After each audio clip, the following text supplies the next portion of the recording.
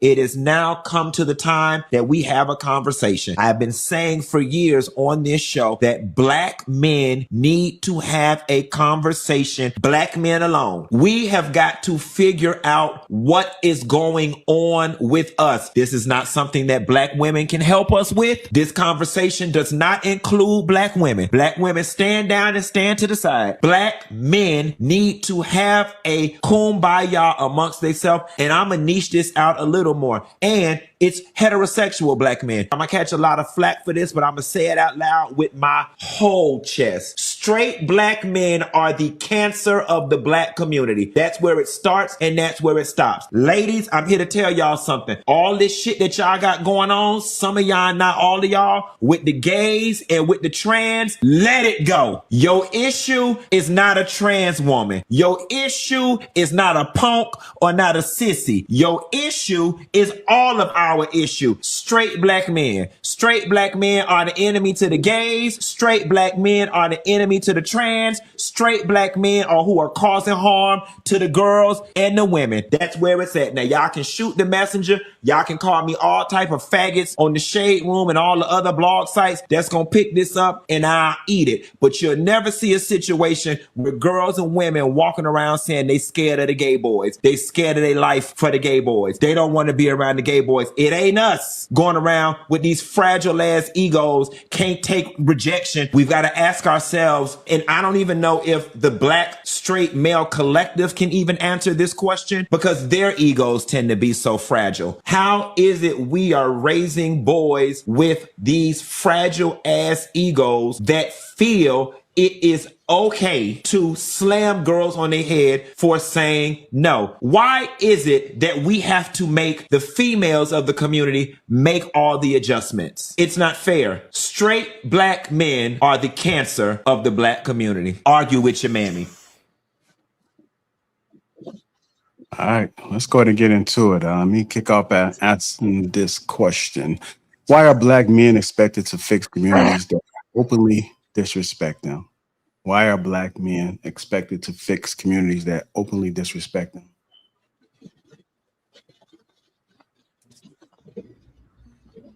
Anybody can go first.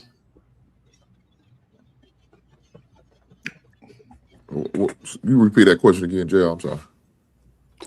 Why are black men expected to fix communities that openly disrespect them? No one else is expected to. You elaborate on that? So even though it is kind of open season to be able to go against the black male image, they are still going to be expected out of necessity and nature to fix any of the problems, because normally that is what men do, is fix problems. The probably the issue that's being run into here is that men are refusing to naturally fix problems that they may have forewarned against. And so because that is not a normal response that people are used to, men giving some pushback when there could be an opportunity to fix a problem, it's causing a bit of a rift. And quite honestly, men are saying, if you want problem solving and protection, it comes at a cost. It's not just something that is given freely. And I think we may have been put in a position, or put ourselves in a position, to where we may have given too freely. And so we have a bit of entitlement that expects black men to just do whatever when called upon, even if not respected. Well, my answer to this is because we ain't got no other choice. We the only one that can fix it, despite how much lack of respect or the disrespect is going to come with it. We have to fix it. You can't expect a woman to lead our community and lead it in the right way, because they'll find some way to fuck it up through emotions, through bad decisions, and because they produce sons like what we just heard. Let me tell you one of the worst things part of our community, because in order to build community, you got to build marriages to husbands and wife and create children. And these dick suckers are not part of building community with a husband and wife. They what's going to tear down the community. This community is going to stop. 2 men can't produce a baby. 2 women can't produce babies. So the community is going to stop if we allow men like him to continue to push a message that has nothing to do with us. They are the worst thing for the community. So he's going to blame straight black men. No, they're not. They're the ones going to have to pull this community out of the rut that's in it right now. Unfortunately, this is where we are. Unfortunately, more and more of our sons can't even have a firm grip or shake a hand because they don't know how, because their fathers wasn't around. Now, us as men, that's all a part of our leadership that we got to do. Take your goddamn sons from the mothers. If you're not with the mother of the child, if you're not married to the, take your goddamn sons away from these women. Are they gonna end up? Your son's gonna end up looking like this dude right there, a future goddamn dick sucker. And if that's what you want, leave your sons with the goddamn mother, because that's exactly what you. Either that, or your little motherfucker's gonna be in prison. And he gonna probably be a dick sucker in prison. I would be surprised on that situation. So, fellas, we have to pull this community out of this rut that we in. We have no choice. If not, we're gonna keep going down this goddamn rabbit hole. I landed there. You know, I see it a little differently. I definitely respect my boy Hink's passion, but I think the privilege that black men have currently is that we're seeing the narrative painted, because every narrative needs a hero and a villain. I don't think we're expected to fix it. I think we're expected to get out the way.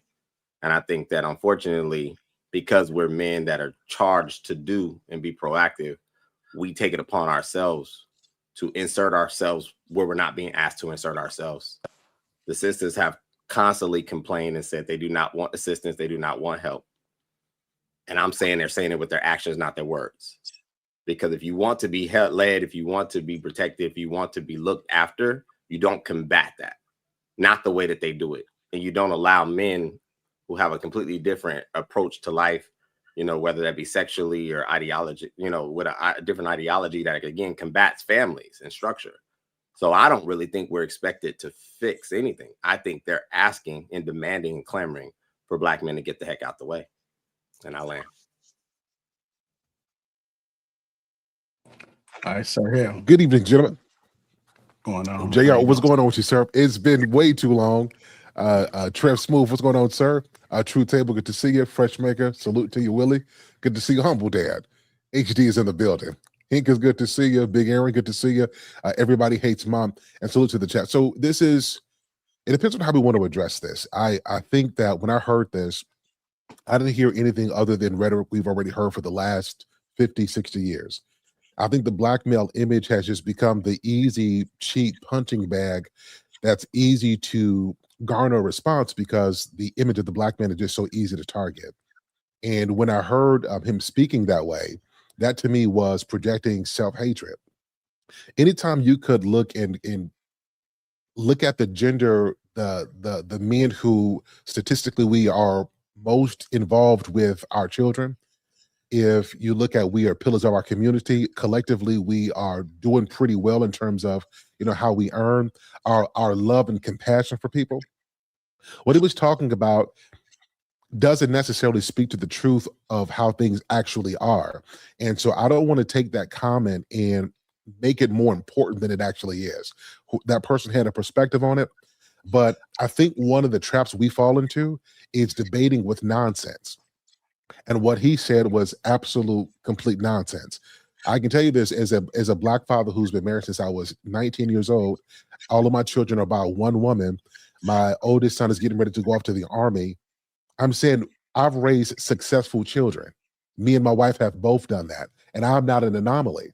I think that it is, we are still speaking the language of marketing that happened in the 90s. And things have changed since then.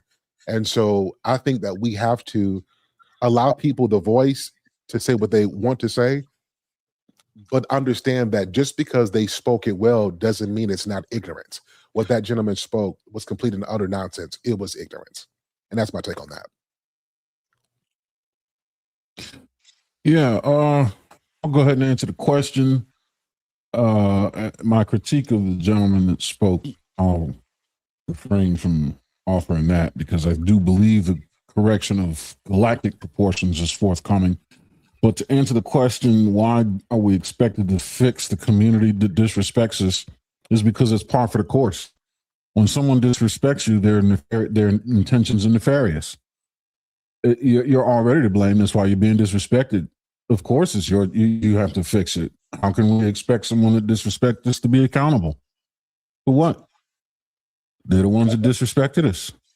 I think it's the expected response to being disrespected. You're worthy of disrespect. You got to fix yourself. That's what they're telling us. That's what they're showing us.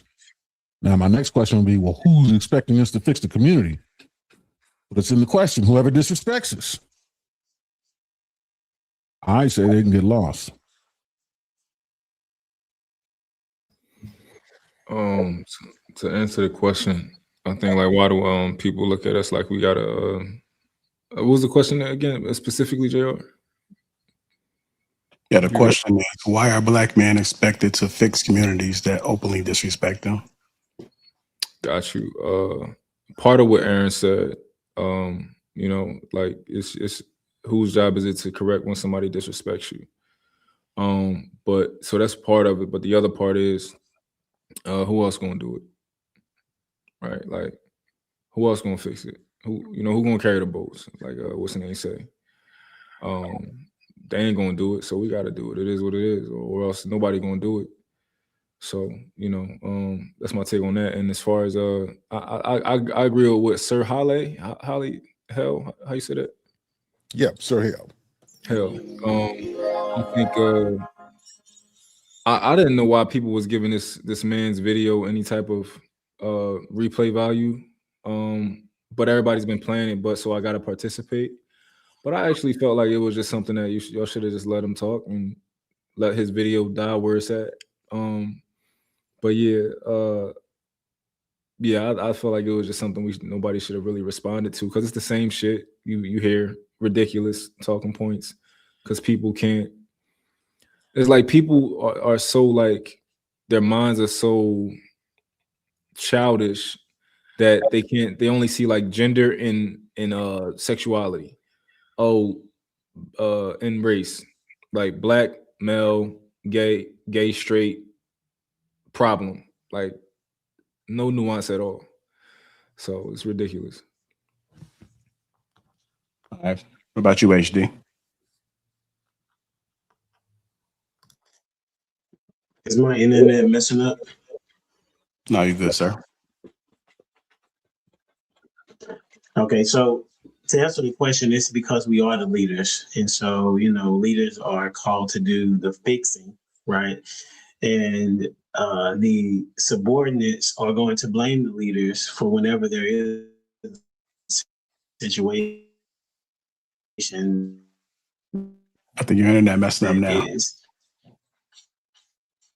Issue would be that the way that the way that we are leading, they don't like it. It's not that we're not doing it well. It's that we have stopped being the HD, I want you to go out and come back in because I don't want you to what they would actually want as opposed to get missed. I bet. Okay. Go ahead, Willie. I don't know why we keep giving these boy lovers any type of airtime as straight black men. Straight black men have no business discussing what dick suckers want to talk about unless they themselves also like dick, in my mind. The fact that he called straight black men a cancer when half of his community can't even not shit on themselves because of their sexual proclivities. That's like, this is just stupid. And then again, he's talking about a club he's not even in. You can't talk about straight black men when you aren't a straight black man.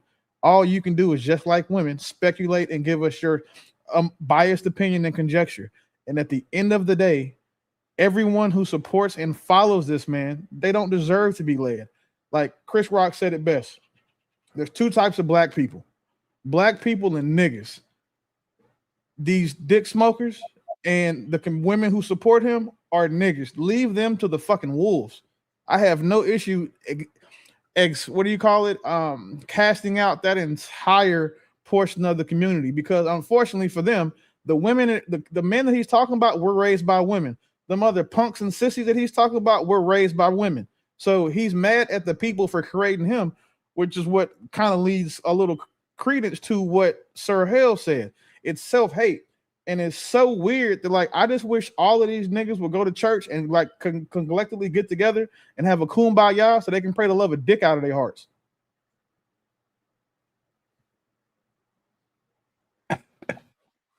Okay, go ahead, Trey.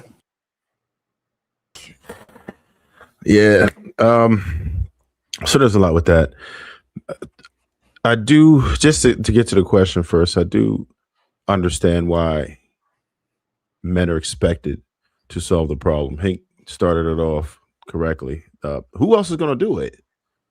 Right? If we don't, who will do it? I think we are taking strides towards that already. I think if you just look at the panel itself, most of us are leaderships to some level. Right now, I do realize, to Humble Dad's point, we don't have leaders of large groups like we used to. We don't have serious civil rights leaders who are going hard and are able to make the change. So I understand that part of it. But as far as locally, we're leading our families, we're leading our communities. And the majority of us are well-to-do. The majority of us stay out of prison. The majority of us spend time with our children. The majority of us believe in building a legacy, right? And the offender is the speaker. That's who you see against families altogether. That's who you see, in my opinion, at least from what I've witnessed, which is anecdotal, but I get it. Most times when I see somebody who was ready to square up with the woman and have no gripes about it, it beat them guys. That's what you see. I've seen it up to a couple weeks ago. It was just like he was treating the woman as another man, right? Or treating himself as a woman and ready to square up and fight and in their face and everything else. And I'm like, you're still a man. You can't do that. You can't do that. But they feel very comfortable in doing that. How long are we going to continue to be the boogeyman, right? How long are they just going to keep misleading the public, building these strange narratives that the data does not support at all?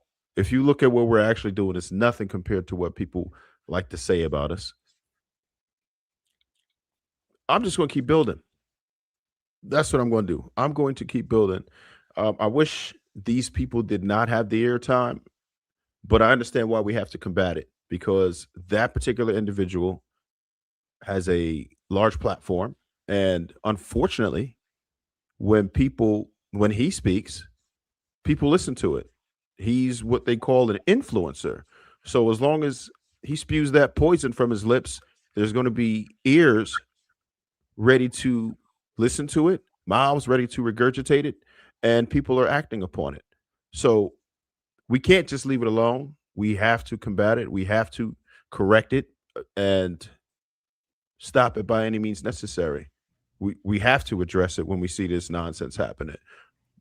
Otherwise, he's going to continue to influence more people.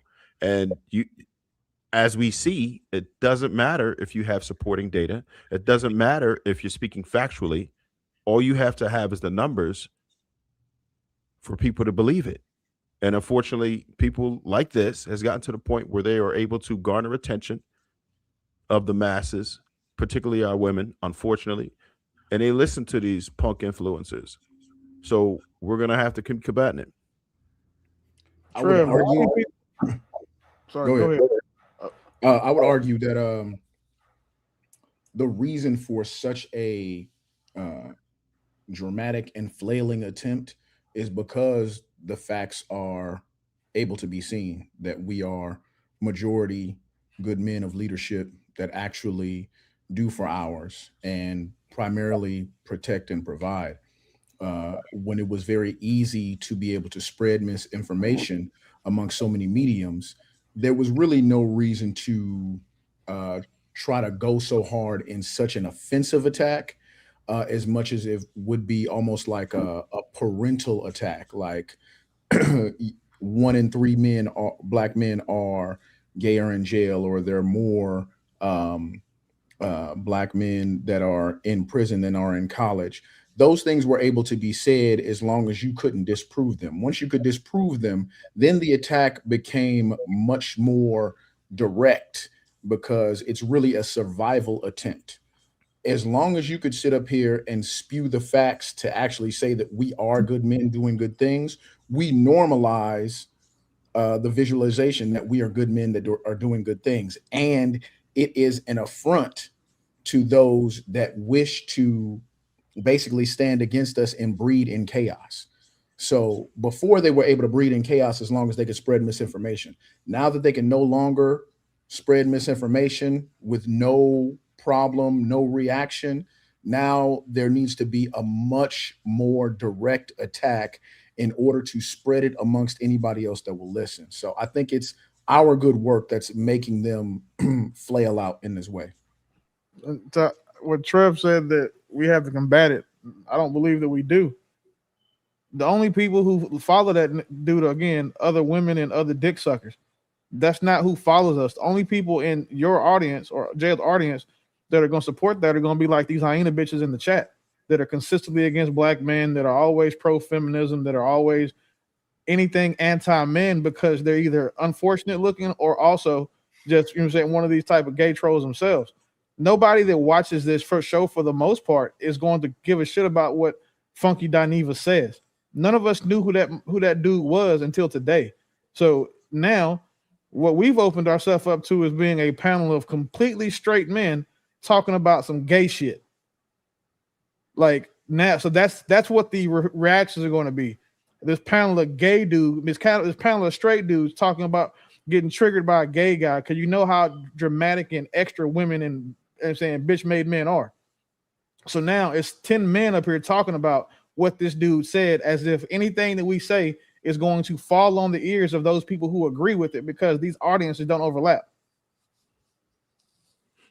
So really, I kind of I understand what you're saying with that, but my main issue is much of why we are having issues with our women is because of influence like that, right? I think that we would have a much better grip on our women if we didn't have this type of weird influence in the first place. That's part of it. A lot of that, you can see that they're intertwined. They've infiltrated our women group, and it's poison. And if we continue to allow it, then we're just going to see more and more women who are influenced by this nonsense. Trev, none of these niggas have influenced our women's groups. It's a specific type of women that they've been able to influence. Pink's wife's not been influenced by this. JR's girlfriend, Fresh's girlfriend, mine, Humble Dad's wife, True's. No, none of our women are influenced or have been infiltrated by these dick smokers. None of them have. And then too, it's not hard to spot these hyena bitches when we meet them. And none of us are choosing to be there. Sir Hell's wife they've been married for 60 years. No, like he's been married his entire life. Like super dope, right? So nothing about those people, that cancerous community, has infected our women. Again, we're not going to be able to, nor should we even want to, save those who don't want to be saved. These hyena bitches and the other women who support this shit and like saying idolize these dudes, fuck them. Like fuck them up against the wall with handcuffs on. Like who cares? Let them go support this shit, because again, at the end of the day, it's a survival tactic. Like Fresh said, these gay niggas have to recruit, and this is how they do it. And guess what? We don't give a shit. They are always going to be the minority. They'll never be the majority. And the problem is when you have straight niggas trying to out sissies, we lose all the time. It's like saying if you argue with a stupid person, they're going to beat you with experience. Like it's the same thing here. You can't sit here and give credence to what these saying boy lovers are saying just because you think they may infiltrate our women, because our women are the ones that are wholesome, feminine, kind, nice, and actually good women. We don't give a shit about these. These is like we argue with the Megan Thee Stallion fans. Like, let all of them city girls, all of these motherfuckers just go do what they want to do, and then see what happens for them. They're gonna grow old and fucking alone. As long as we can get them to stop adopting kids, That would be a fight that I want to be a part of. I would think that our energy should be spent there, but just to arbitrarily say that these men are infiltrating our women, no, they're not. Is it is it safe to assume that there could be an overlapping, say, in a place like academia? Yeah, that's easy because the two people who run the AMA for the Medical Association for Psychology, whatever that is, are two lesbian women. So again, that's why the black males shouldn't be going to therapists, because they are being taught by misandrous lesbians. That's who is writing the curriculum for them. So cool, right? So then now, how do we combat that? Get in academia? None of us are going to do that. That's not what we're going to do. What we will do is be happy and make sure that we keep it contained to by cherishing and supporting the good women, by cherishing and supporting the men who actually are masculine and actually do things the right way, by supporting and upholding the standards that we hold ourselves to, and then giving credence and light to those things instead of talking about what this other dude does. And the women that support him is crazy. So let me add to that point though. So, sorry, go ahead. Just real quick, the reason that I brought up academia was because those are particular years where some ladies that will be going in the right direction may get heavily influenced by this kinds of stuff in that particular arena. Like that's where those two worlds kind of come together, conflict and party and this, that, and the third. So they could pick up some of that in that arena. That's probably why you want to be able to combat that, so it's not normalized to the point to where they can be in classes together preaching about maybe feminist doctrine or whatever, or some kind of history, and lean into the idea that straight black men are cancerous, could be cancerous, or at one time were. Like it's kind of something that should be stomped out of normalization. I'll land there. Let's go to Sir Hill and HD, Demont. Yeah, so I wanted to speak on the point that Willie made. So I don't want to cast aspersions against academia in general, because I know several women who are therapists who advocate for men, and they do so for a number of reasons. They have sons. And a lot of the things that we've talked about before, they've been able to identify with, because now what they were unaware of, they now hear it from their own sons and people who were close to them. So we do have people who are entering into that. And I would suggest that us as black men, we do get into therapy. I think that we should become the psychologist, we should become the therapist, because there is a reason we have it. We absolutely need it. If I'm being honest with you, I wouldn't be where I'm at today if I didn't have a couple of great therapists to help me to get through some very difficult times. Now, did I go through some bad ones? Absolutely, some terrible ones. But I wouldn't be where I'm at without having the positive experience I've had with therapists. So us as black men, like, we can't, if we're going to be the leaders, we can't just focus on our great experience. We really do have to think about the experiences of others and make sure that we are in position of authority, particularly in this realm, to provide counseling and therapy for men who might need it as well, particularly considering our experience is needed more now than ever before. Yeah, I definitely echo that. I went to a counselor. I went to a Christian counselor after I lost my late wife, and that was one of the things that really helped me get through like the darkest time of my life. And I also went to group therapy as well. So I definitely understand your sentiment, though, Willie, for sure, because there are some ones that are pretty trash, for sure. And then with Freshmaker, I would even go further than saying get into academia as it relates to college. I'm in education, and I teach sixth graders, and the feminist movement is there already. Having conversations with these young ladies and how they treat the young boys is already here. So it goes way, it's way sooner than what you would suggest. And I teach in a suburban area of Dallas, and these young women have, some of them have fathers in the home. But like today, as a matter of fact, I asked the question, that it's crazy that we have this conversation.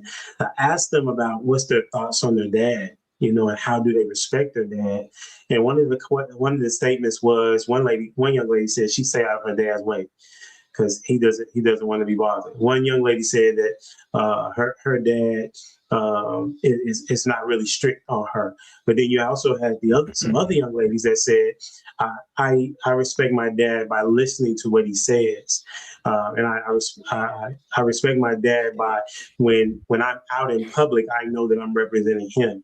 So it is more of the media that is feeding this young generation, and I think that it's more so that the men that are us needing to be more communicated to our sons and our daughters of what it looks like to be a man in the household and outside of the household. But it's definitely the before I cut out, I'm gonna add to the question that before. I mean, we are the leaders, so we're going to be blamed regardless. I mean, I'm sure you're familiar with John Maxwell, where he said, "Success rises and falls on leadership."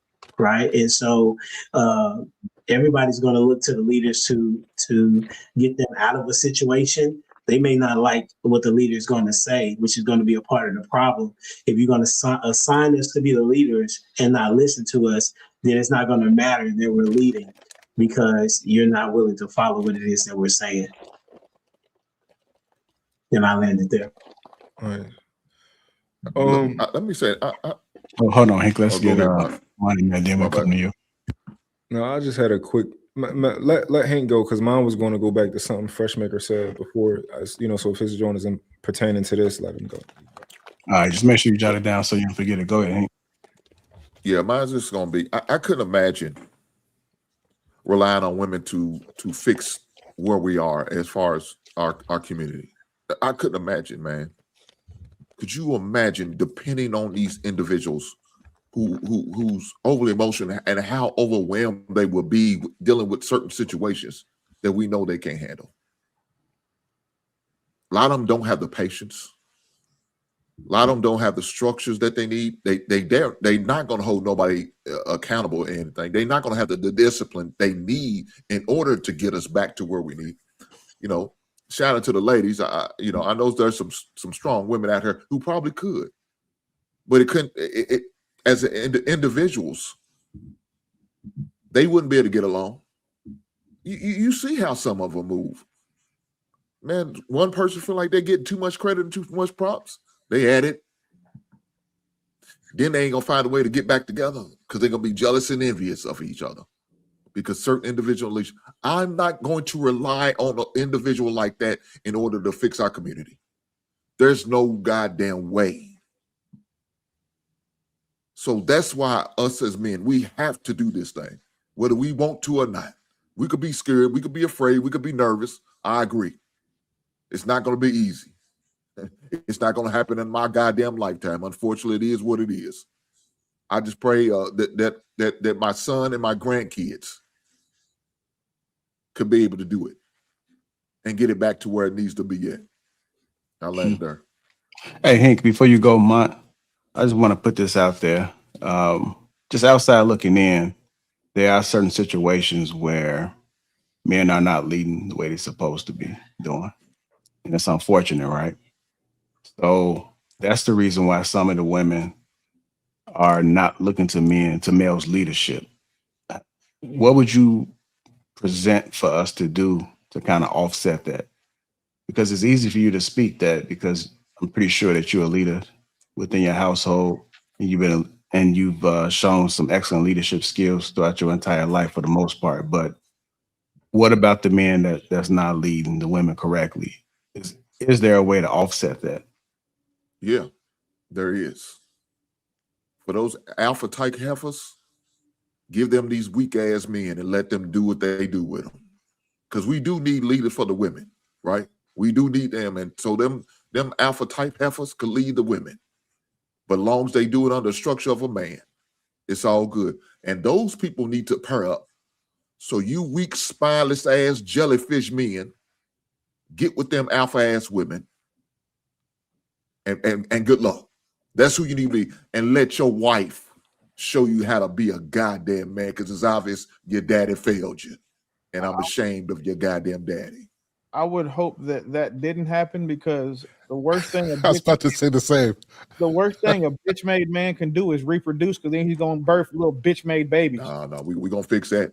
You can't. See, That's we what can I'm saying. You can't. we could change the youth.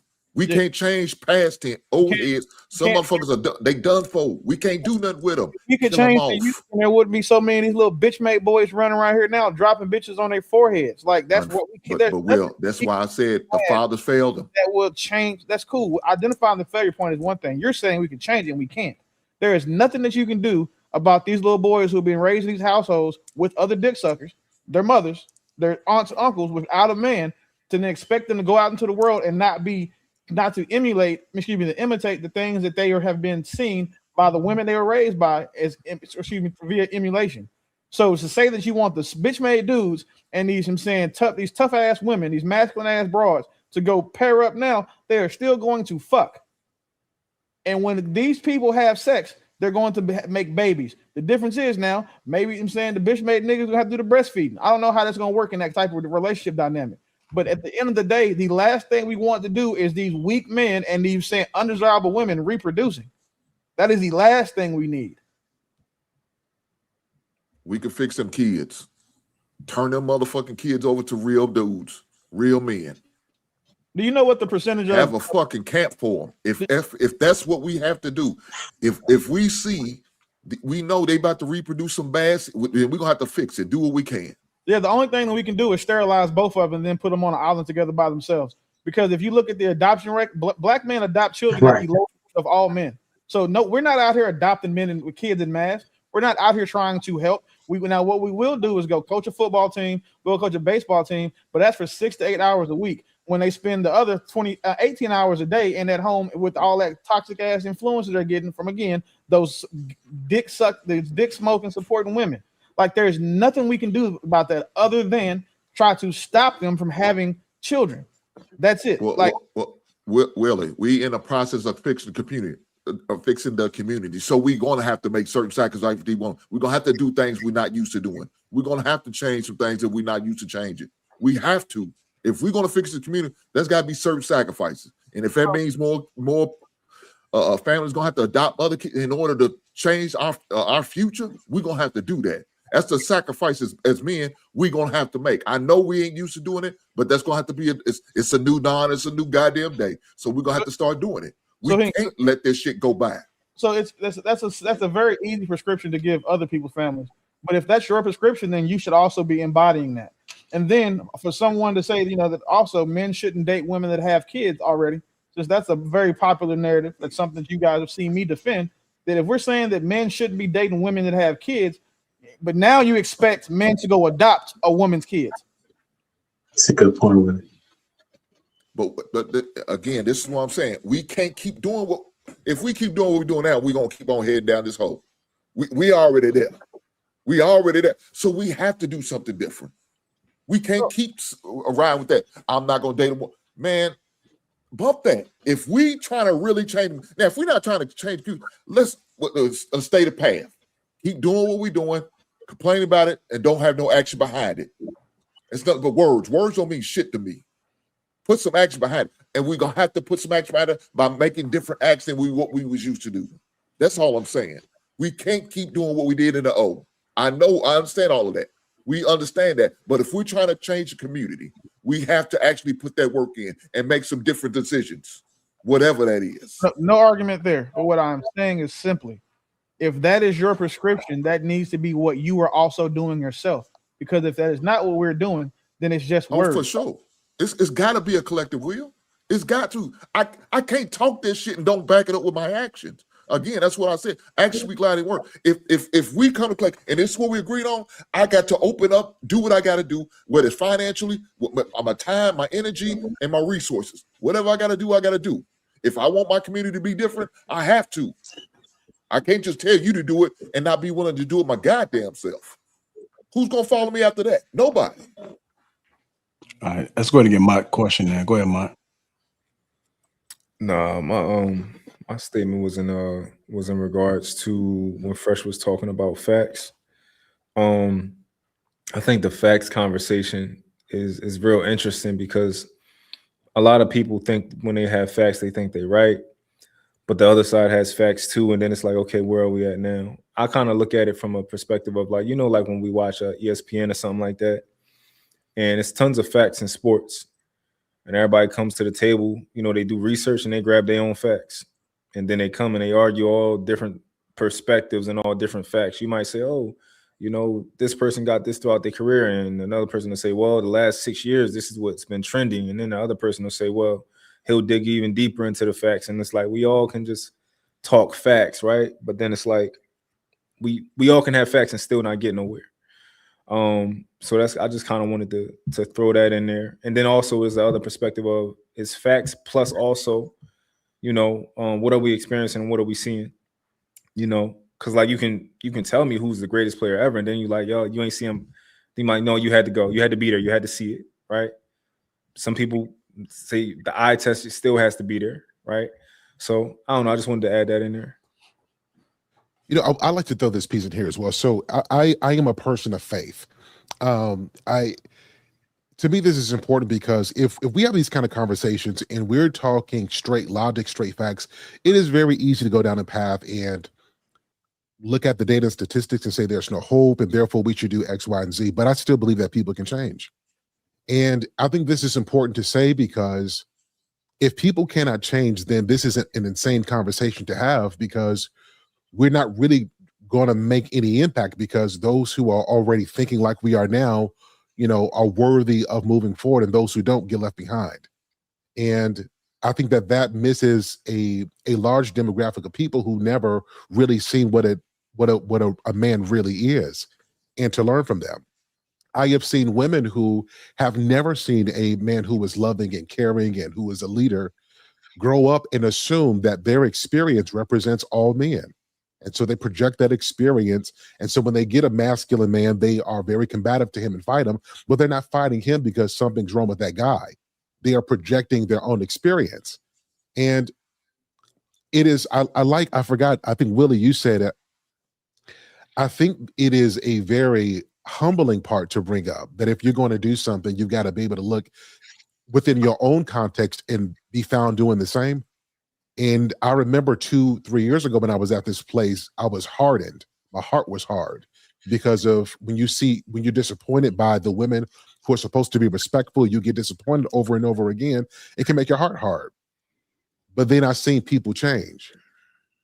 And I think that as Black men, as logical as we are, we cannot become so smart that we lose sight that people don't always stay the same, and that exposure to something better could be the catalyst for them to see themselves as better and therefore inspire them to do better. And we as Black men have an opportunity to be that catalyst. So we all have strong opinions, we have strong language, but I don't want us to lose the capacity for hoping and for inspiring people to change and see themselves better than they've seen themselves before. I don't want us to ever lose sight of that because that's one of the powers we have that I don't think we tap in enough. I think this is That's a solid point. Go ahead, HD. No, I was just saying that's a powerful point because any and every book that you read, especially the Bible, it talks about the mind, right? And that words are very powerful. And being able to speak things and be not as they may, and to say that somewhat that this is not going to change, right? That's a pretty definitive statement for individuals that have seen progress in their lifetime in regards to a multitude of things, right? I mean, at some particular point in time, the women were and men were doing what they were supposed to do to build the family, and then they changed. So if they changed at that particular point in time, they can definitely change again for the betterment of our community. It's just a matter of how do we get on the same page for those of us that are actually wanting to see families built and the relationships mended and reconciliation to happen. We have to have a conversation within ourselves. And I'm with Willie. I understand the premise of like not giving, and also not giving credence to an individual that is really a detriment to the community in some sense. Because we already know on the panel what things that need to be done in order to be productive as a society. So I think that we have to refrain from saying that it can't happen, right? And refrain from saying that people won't change, and go to the positive of that. We have seen people change. Us ourselves have changed. And what happened? How did we change so that we can help somebody else? Let me get to the super chats real quickly before we speak again. 1 second. Next question. All right. I'll check the back chat panel. Get to these super chats. Prime VA 757 $5. How many of y'all have seen a black woman slammed for telling a black man no? I've never seen it. He's lying just like the women. It's your mama do. $49.99 super sticker. Thank you, ma'am. She's also a member. Shout out to Rilla. Get the Lapeef Network memberships. Appreciate you, sir. We got Chicago Rilla, $20. All black men need therapy. It doesn't always have to be talk therapy, but you best believe we need it. Rilla, again, $5. The community is made up of a group of families. MC Heavy Tits, $9,499. Hello to the panel in chat. What's going on, ma'am? How you doing? And welcome. And lastly, Rilla, $5. It's not an either or approach. It's both. And the prescription for what ails us is multi-pronged family. Thank you, Rilla. If you guys haven't already, the best way to support the channel is hit the like button. I want to thank everybody that has contributed with the funds. Appreciate you. Much love. The next question I got for the panel is, can men protect women that reject male authority?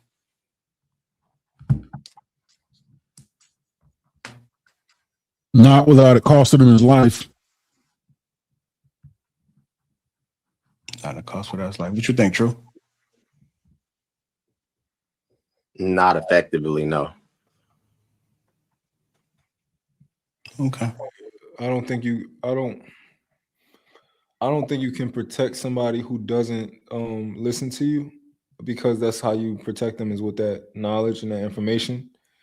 And it's like outside of that, if they don't voluntarily listen to you, you would have to make them listen to you, and you know that we can't do that these days. So yeah. What you think, Trev? I would say it's nearly impossible, because part of that protection is, I think someone already said, the leadership. So if we tell you, and that's in every fashion, just if we're saying, hey, it's not a good idea to wear that. You don't want to listen? Okay, well, guess what? You're going to deal with those consequences. Hey, this is not a good place for you to be at this time. No? Okay. This isn't how you should spend your money. If you got somebody who's hard-headed, you already know what's going to happen to them. If you're not willing to find, if you want to reject our leadership, then how the hell can we protect you at all? If we don't have any authority, it's impossible, in my opinion. Because if you're not going to respect the authority, you're going to do whatever it is that you want to do, which is the main part of protection is guidance, right? And so if the guidance is not there because you're rejecting it, yeah, you're pretty much on your own. Do you think women should respect like a stranger's authority, like just men in general, or do you think the men that's involved in a life that's important, that really matter? I think that there should be a certain level of respect, even to a stranger, right? Because at this point, I feel like they are disrespecting strangers. It doesn't mean that you are going to follow their guidance completely for people that you don't know, but your fathers, your uncles, your significant other, absolutely, you shouldn't even question it, because if it's a person that you're with, then you should trust that they always have your best interest in mind. And for the most part, men that I know who are trying to offer protection, they always have their best interest in mind. But strangers, I mean, I understand it. But real talk, I that's rejected as well. I'll be honest with you. I had a horrible instance a couple weeks ago. I was in a. I'm gonna just give you the premise. Parking lot, 2 o'clock p.m. Bright, sunny day. People around. I saw um, a young woman flopping into the parking lot. Right, straight up flat. You could hear it. You could see it. You're like, oh damn. And of course, I don't feel like changing no damn tire. Right, but I'm like, all right. Let me see what to do. I ain't going. I'm definitely not going to just leave him stuck out there. And so I come out, and then they park like kind of right, like the next aisle over or whatever. It was right in front of me, so clearly, invisibility. So I'm like, all right, let me see what's going on. Let me try to help him. So I asked him, I was like, hello, are you good? And then what they did was they backed away from me and like put their hand out as if like I was gonna hurt them. I'm like, it's broad daylight. We're in a shopping center. You came in here. Your tire's flat. I'm trying to make sure you're straight, but you feel like I'm going to bring you harm. So that rejection alone of in that instance, I'm like, damn, you should at least respect a stranger. If someone's trying to come to your aid, I should be welcomed. But instead, I was rejected, and the way she came out, how she's backing up and putting her hand away, I just had to do a 180 because I'm like, damn, she think I'm about to attack her. So something as simple as that, it just lets us know what type of influence some of these young ladies have, unfortunately, to where I don't even know where to start with someone like that. JR, I just was thinking, and this is the first time I've ever kind of even came close to thinking that like polygamy could be a thing, like what could actually have a place. But man, like that's the only way I can think about like having several women kind of learn and listen to you is if you put that stick in them. I don't know, but it seems like that's a possible option. Hey, Mom, would you be okay if your daughter was in a polygamy relationship? Ideally, no, because that's not the way that I live my life. But also another thing is she won't need that leadership. She won't be in desperate need of that leadership. Like these a lot of the other women that I'm thinking about are like the women who I'm thinking about who will be hyenas, right, quote unquote, but they won't be for the man they like. Yeah, like it's a man that they're gonna listen to. I don't know if the women, and I could be reaching by saying this, but I'll say it anyway. I don't think the women are in desperate need of leadership. I think that the men are always going to be the focal point because for some odd reason in our community, as I observe it, a lot of the men have inferiority complexes and identity issues. They assume leadership is literally having a deep voice. They don't even have a real hard constitution of who they are and what they oversee. And really that's self first. So you can't necessarily go from not understanding your identity, your creation, power, perspective, and giftings, and then to attach it to a relationship, because really, truthfully, all a relationship is going to do is exacerbate and showcase your weaknesses, which you're seeing right now. And what I think a lot of times happens in our community is that we've reduced our interaction with women, not maybe us on a panel, but as a collective, down to the physicality, not understanding that it was never, that's not the premise. So I think the focal point always has to still continue. We talk about the men being the leaders, but sometimes it sounds like we're not sure if that is actually the case. We're asking for permission for something that we were born to freaking do. And until I think that is a concrete understanding amongst men that look like us, you're not going to see the shift, as much as maybe we would like to see it, because you got a lot of males walking around not understanding why they're even on this earth, what they're supposed to oversee. what tutelage looks like, even from their own perspective. They don't got the mindset or, you know, the wherewithal. So I think it would correct itself once we really do get men with collective thought, whether that's polygamy as a, you know, relational component, whether that is Christianity, whether that is being a Muslim, you know, but it has to be something that is set and achievable. There's just a lot of testosterone walking around with no direction. That's what I think a part of that is we're apprehensive about walking over the bodies. So we should be able to draw a line. We should be able to inflict shame. We should be able to hold standard and hold people out of certain classes if their behavior is unbecoming. We can also hold areas for people to upgrade if they show that they would like to be there. However, without being able to say to ourselves, okay, if these folks don't want to come along, we're going to have to leave them behind, then we're always going to have a portion of our leadership kind of questioned or tagging behind because we're not in a position, well, we haven't accepted that we'll need to walk over some of the bodies. Well, I don't think that we've even accepted that we're worth being followed in its simplest form. I'm speaking as the collective. A lot of brothers, in my opinion, don't even have consequences for violations of their leadership, consequences for the fact that I've decided to pursue something with you.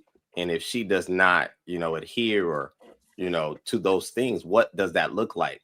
What is the corrective actions? They don't think about this stuff at all. That to me is elementary. If you're a man, you're supposed to understand what you bring. You're supposed to understand your talents, your gifts, your abilities. And then whoever you allow to occupy your space, that should have certain levels of rules of engagement. That's everybody. Acquaintances, friends, family, woman. Most brothers don't even know how those pillars work, bro. Like, this is simple elementary crap. So we talking about being leaders. We got to get ABC out the way first. Who are you, my guy? Who are you? What do you stand for? What are you here to do? That's simple to me, in my opinion. So I think that is oversimplified though. And when I got married at 19, my first child at 20, I had that same mindset. And I'll tell you what it did. Having expectations and the ability to communicate what is expected of you is not the same as having the infrastructure to be what the expectations are. And if it's put on you, you got to be this man, you got to know where you are, you got to know where you're going in life. You got to have a sense of direction. You got to be able to lead. You got to, what that's going to do is going to depress you because you don't have enough life experience and context to even make that stuff make sense. I think the better alternative is to allow men the space to grow and to mature. And this is where I believe fathers come in. I think a lot of us who lacked fathers, we had to grow up too soon. We had to grow up under precarious circumstances and way too fast. And we have a trauma-based development. And I think that we define that because it was hard for us. If it's hard, it must be man. And how many of us have suffered silent depression? How many of us have silently give up or lost hope because we got all this pressure on us because what we're supposed to do, and there's no male community to show you, hey man, calm down. You're gonna raise your blood pressure up and this is gonna hurt your heart later. So take it easy, or this is a bad relationship. You don't need this right now. So what I'm saying is, it's one thing to say, men, you're supposed to. It's a different thing to say, here's how we get there. And I think that's what more of us men need, is other men saying, I see your potential, I see where you're going. Now here's some steps to get there, and I'm going to help you to walk through that. Many of us didn't get that. And part of the reason I even started the podcast is because I started to see me in a whole lot of other men, emotional men, mean men. Men who hate women, who hate their mothers. Really, the hate that we project stems from the stuff we haven't dealt with internally. And we're trying to figure out this world that tells us you have to be there without telling you how to get there. And everything that you don't get right is an indictment on your masculinity, right? So what you're saying is true as far as the destination. But I think that us as men have to start providing a map and a compass on how to get there, and then give men grace to grow into that. Yeah, I totally agree with that, and I'll keep it concise. I don't think we were disagreeing. I think you just did a very good job of articulating potentially where I left out certain things just to not occupy the mic too much. But I guess to reiterate what I was trying to aim at, I think that there needs to be self-exploration on an individual level. One thing you mentioned in your soliloquy was infrastructure. And these are things I've said in podcasts before. A lot of times the expectations that you're seeing is because we got a fractured community, right? On an individual level, no man is man without infrastructure. I agree. But even within that infrastructure, there needs to be an understanding. Why I say it's elementary, because we're talking about relationships. You need to know what you stand for, whatever that may look like. And a lot of men, maybe because of the way the community, landscape looks, they don't have those thoughts and don't seem to be able to be strong in conviction. That's all I'm saying. That you should know what it is to engage with whomever. You should know what you want your life to ultimately look like in some way, shape, or form on a relationship level. That's very simple, in my opinion. We put up with too much, in my opinion. Now that's a good point, but that goes back to what I was saying. We put up because we haven't taken that time to explore and to discover. Because a lot of us, if you were raised and heard things like this, so is a lot of Black men leave their women, or you seen your mother struggle and she told you about all the issues she had with men. Well, we become programmed to become the fixers of problems we don't have full context for. So our compass and our sense of purpose it derives from an incomplete story. And so we are automatically going to hero mode trying to be something. And then you get there and you try to be that and recognize that it's not respected. And I think that goes back to, we don't get the space to grow and to develop. Like if I'll be honest with you, if I would have had my father who died when I was 5 years old, there was some stress I wouldn't have had to deal with because I would have somebody who had lived through that. Now, how many other boys are growing up experiencing stuff for the first time they have no context for? And for them, it's the end of the world, when really it's just a phase of your life, right? So particularly as Black men, with the pressure of society, with the pressure of family, we have inherited trauma. So the stuff that's on our shoulders have been talked about for the last 100 years, and we are now inheriting this. And I think that what we have to do as men now, the only way we build other men is to build other men. I'm telling you, like, I'm 38 years old now. In all of my life, I've been a minister since I was 14 years old. All I have ever heard was men tell you, a man's supposed to make the money. How? A man's supposed to be the one to lead his family. How do I do that? Right? A man is supposed to know, where do I get the knowledge from? A man is supposed to be able to lead, but how do I develop my sense of understanding about my own life? Like, how do I understand that I matter, not just in terms of what I bring to other people's life? I don't just matter as a husband to a wife or a father to a kids, but my existence matter within me. Most of us have learned from men who didn't know who they were, and they judged themselves by their job, which is why if they got downsized from the plant or from the steel mill, a lot of them died not long after they retired, because their sense of identity was tied to what they earned, because they themselves didn't have a compass of who they were. And so us as men who have the ability to glean from their experiences, but have a heightened level of intellectuality and emotional intelligence, I think that we can learn from their experiences, use our intelligence, and help to create a more well-rounded man that can live to enjoy the fruits of his labor, because they had other men like us who helped to lead the way. Let me ask this question. Are men loved or just needed?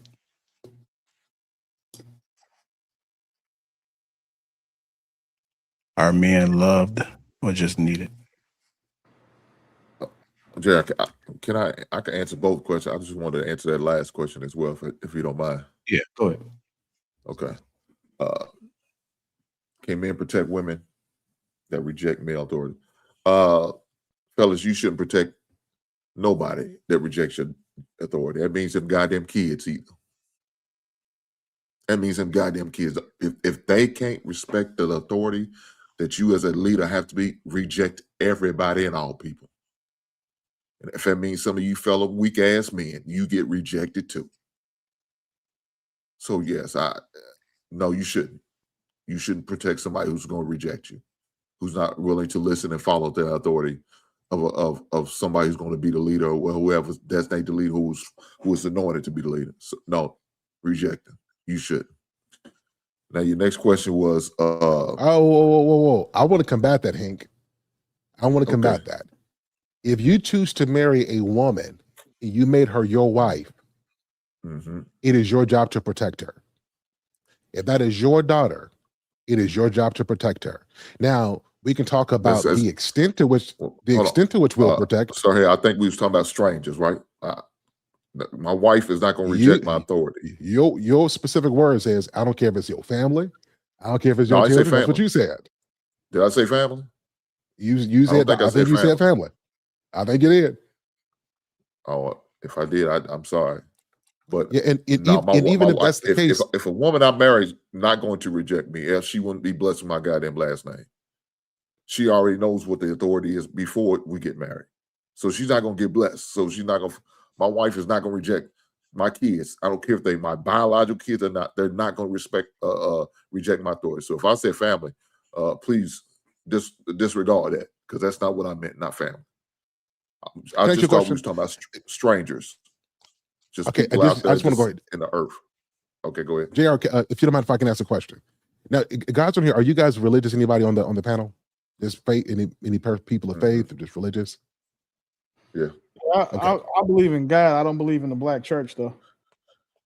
Okay. Well, I say this because shout out to the white church. I would say, wow. I would say it's an interesting concept, because the way that men are, the way that the capacity we have to love is like the love that God has for us. Now, all of us, if we think about our life, at some point we have rejected God. We have been disobedient. We have been evil, and yet He was still good to us. And so I'm saying, if we are people of faith, then we have to embody that as well, and not be arrogant to think that we hold a different heightened level of knowledge above God, that He was able to give us a level of protection when He knew our ins and outs, and then we can't give that to people. So I think it's a little bit presumptuous and quite arrogant to say that no, reject anybody who doesn't obey us when we are here because God loved us even after we rejected Him. Hey, let me add, listen, I love you, Sahel. However, the scripture says that He will give you over to a reprobate mind because of your disobedience, right? So He gives protection, but if someone is not willing to adhere to the protection, they have literally rejected the law. You know what I'm saying? So it is a part of what Hank is saying is there is a truthness to it, because this is what we teach our kids. We teach our kids to do what they're supposed to do, like in school, and follow the rules in school, because what it will look like later when you reject authority, that the law will have to take. If you reject authority or you reject the law and you do what it is that you want to do, now there are going to be some consequences that the law that was trying to protect you cannot protect you from, right? So I would add to or put what you're saying is that yes, God does protect us. However, when we get outside of Him and do our own thing, that protection is not the same. And that's why I made the point earlier, to what extent. You know what I mean? That's why I posed that earlier, because, right, so we can go there. The point that I was making is that we just can't say forget everybody, because even the best of women are going to be rebellious at times, and that it is what it is. That's I know fair. All of us are alpha males on the panel. All of our wives are in complete subjection. I get it. Everybody's wife, everybody's girl is going to at some point become combative. But if that's not the default, that's what I'm saying. There has to be an extent to it, and we just can't say, well, the moment you get out of line, then you lose protection. That's not the way life works. That was the point that I was making. I don't think that's a necessary point to make. I mean, it's a foregone conclusion that we're not perfect. The question was really asking if she rejects male authority, which seems to be a bit more absolute and total, right? To say that, you know, we all are prone to having a bad day, of course, right? Now you're suggesting we offer grace to people for being imperfect beings. I think that's kind of a no-brainer. I don't think the question was asking that. I think the question was asking about, you encounter somebody that's resolute about their disregard for your authority. What do you do with that? Yeah, and to that, I will come back. It still goes back to what I'm saying. Like, unless I've never encountered this before. So let me start by saying this. But as someone who's done lots of coaching, lots of talking to people have reasons for why they do what they do. And if somebody is resolute about rejecting what you offer, them rejecting has nothing to do with what you offer. Whether or not they receive it is on them. But it doesn't change the nature of who you are and your ability and willingness to protect them. And that's the point that I'm making. There are women who, whether we want to admit it or not, they fear men because many of them have had terrible experience with them. And if they haven't gotten healing from that, then they project that same pain on men who may be even trying to help them. And that's why I'm trying to offer some nuance, because a lot of times in these panel discussions, it is just extreme. You know, if she rejects it, you know, and I understand each of us have our own experiences, but this is why I'm offering mine based on the lens that I've seen life. Is no woman ever just gets there. Something happens. And I think that's where a little bit of grace comes in. Now, if someone is just defined and disrespectful, then again, they won't even accept it. It has nothing to do with your willingness to it. So that's why the question to me was interesting. You know, can you protect a woman who rejects it? Yeah, you can, but they won't accept it. Does that point make sense? No, because go ahead, Aaron. No, because I mean, that's why when I answered the question, I said not unless it's going to cost him his life.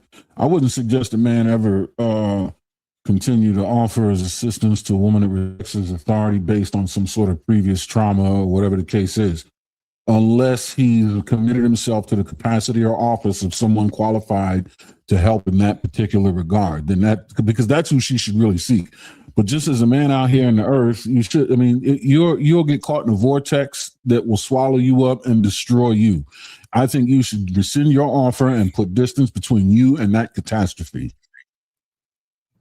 Yeah, because if you think about, to go with what you're saying, Big Aaron, what I saw when you said that, unfortunately, one of my best friend, he lost his dad when he was like 18, and he was trying to save a person's life that was in the river, right? And as you know that it's a challenge to go save somebody that's in the water, because you are likely to drown because they are trying to fight you when you're trying to protect them, right? So if I could liken it to that, to what Aaron is saying, you're risking your life when you're trying to protect somebody who is not willing to accept the authority or the pathway that you're trying to get them to follow. Now, I get what you're saying, Sir Hell, that there are going to be some situations where it doesn't happen. But if it is a thing, right, that she is not going to follow your authority, then you're going to have to leave her where she's at, because otherwise you're going to get yourself in a situation that you're going to have a hard time getting out of. That point respected. Look, sorry, in the example you gave, I'm all for grace by asking her, you got to explain to me why are you rejecting this protection? And if it's not a good enough reason, if the reason is not good enough for me, then that protection will no longer be afforded to you. I'm not going to play these goddamn games. We're not. It's too much on the line. This community is trying to do something different, trying to be better. And if you want that protection, you need to give me a legit reasons. And again, I'm gonna say if the reason not legitimate enough for me, I can't do nothing for you. Lord speed, gentlemen. Lord, I pray for you and all your well-beings. in all your endeavors. But I want to finish answering the next question that JR had following. I think it was what was it, Jay? Are men loved or just needed? Damn. I don't think it's neither.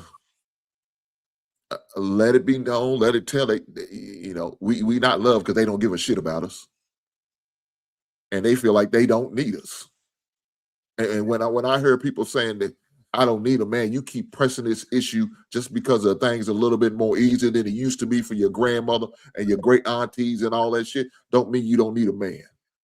Now, my wife tells me on regular, and that makes me feel so. Got my chest. I'm sticking my chest like a fucking Superman. I need you, baby. I said, I know you do, and I'm here for you. She ain't got to tell me she love me. As long as she keep telling me she need me, I'm going to be there. I'm going to do whatever I got to do for my wife and my family. But it's unfortunate a lot of these women are pushing this agenda and this issue, talking about I don't need him. You know why? Because they got sissy boys and that little dick sucker like dude to fulfill that male space missing in that goddamn life. He ain't no fucking man. He's a fucking woman. That's all he is. He's a woman with a goddamn dick. I landed there.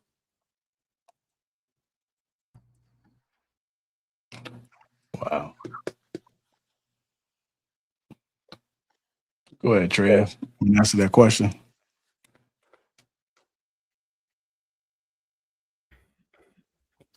I think there still is an absolute need.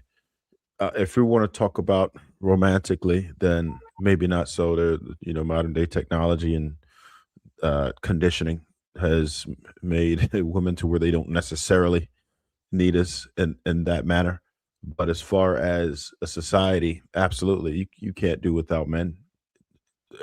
Every modern day luxury or what they would deem as a necessity nowadays is pretty much derived from the blood, sweat, and tears of what men have done and what men continue to do.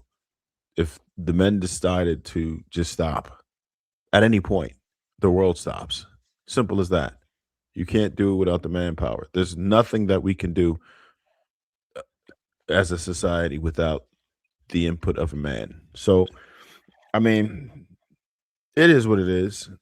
As far as them loving us, I mean, I wish it were better than it was, but they don't care. And what we're seeing right now is, I think we're still on the decline. I think the society is still deteriorating. Again, I think most of us here don't have the problem with finding decent women, but I think in general, from what I listen to what people are dealing with just in regular, just their normal encounters. And sometimes when I step out of my bubble, that's the thing. I think a lot of times we'll be in our bubble. We won't really touch grass, and our perception of the world might be a bit different than what reality is, because our reality isn't necessarily reality. That's just your reality. And I think that there are many more women out here who are having difficulty understanding the importance of a man and why you should appreciate a man. And men and women who were raised without fathers to have that positive outlook on what a man does and what a man should look like, right? Most of the encounters when you hear what women say about men, it's usually some type of trauma or how something they went through, some type of abuse or a bad relationship. That's what they talk about. That's their memory of men. So I understand why they were speaking like that. So at that point, what do we do?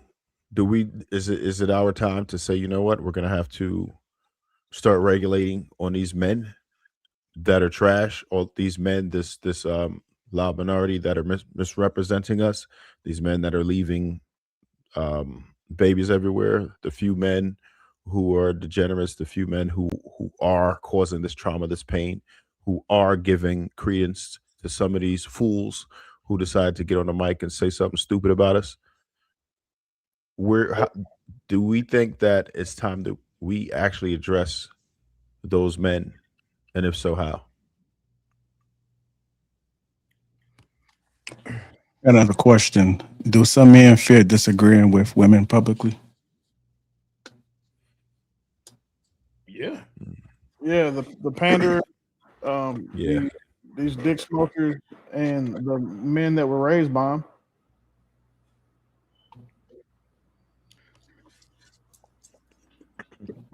Put it like Why do you this. think that? Go ahead, DJ. Why do I think that? Go ahead, Willie. Go ahead. Yeah, why do I think that? Well, I was just asking, just to add on to that.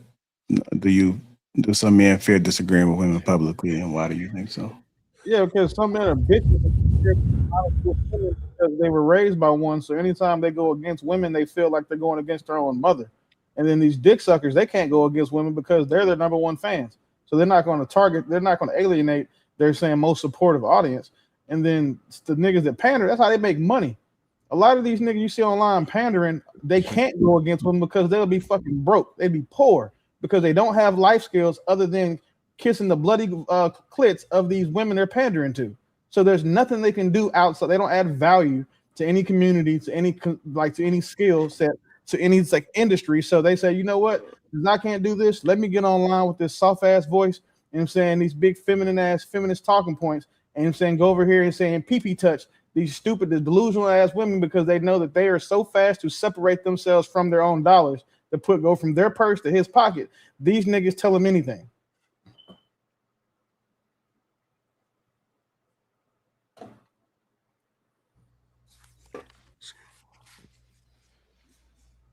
Go ahead, Fresh.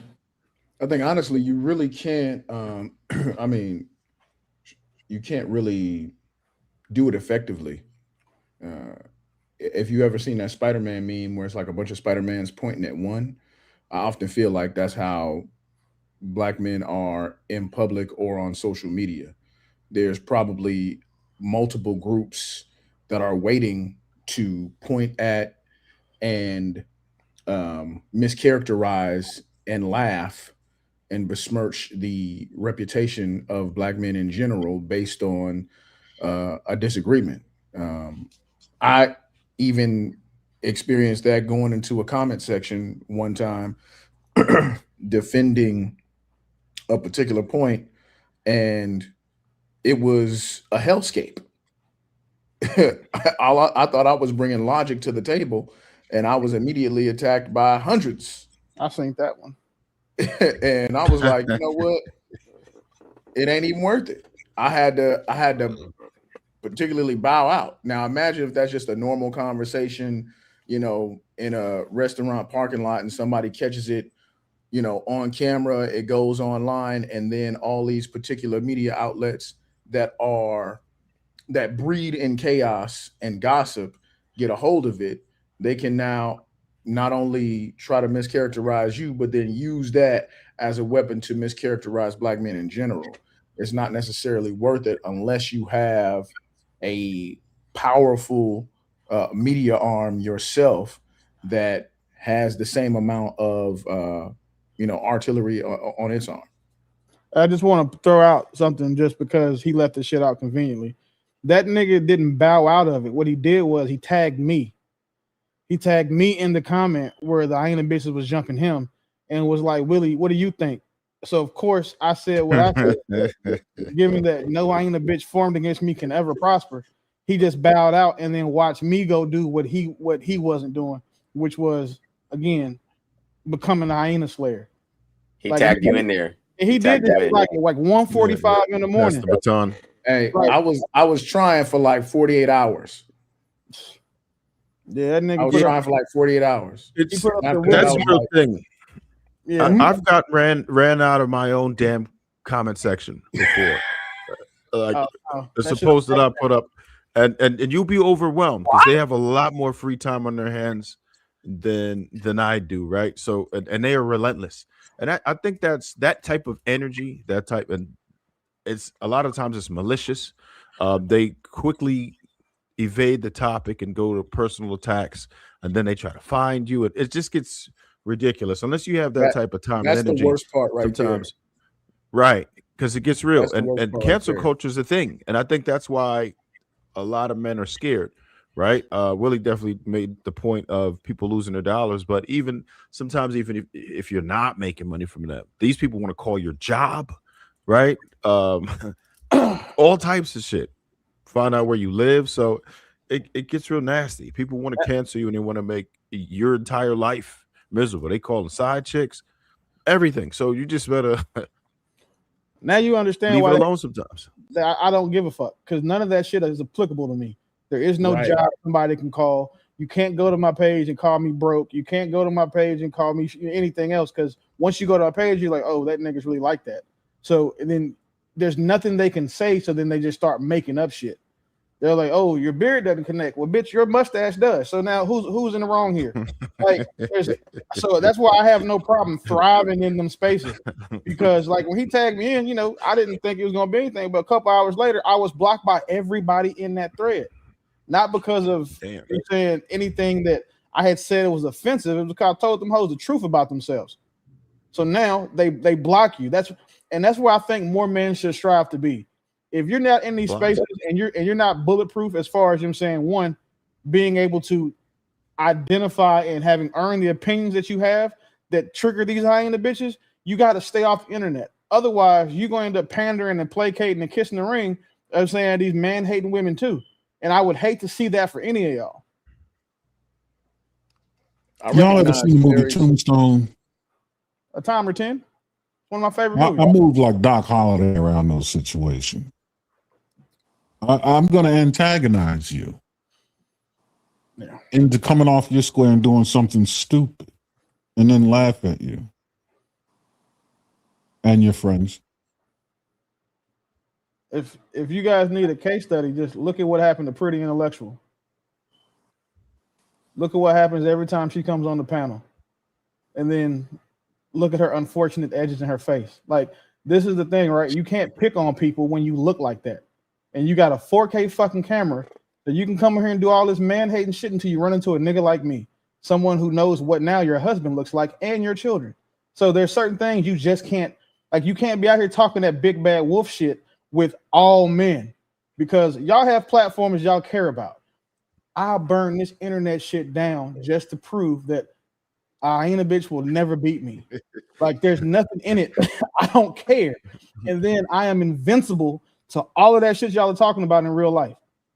I wish people, I like when people see me in person finally, because when they do, they're like, man, that big alien head girl told us that you were 5'6" and 300 pounds.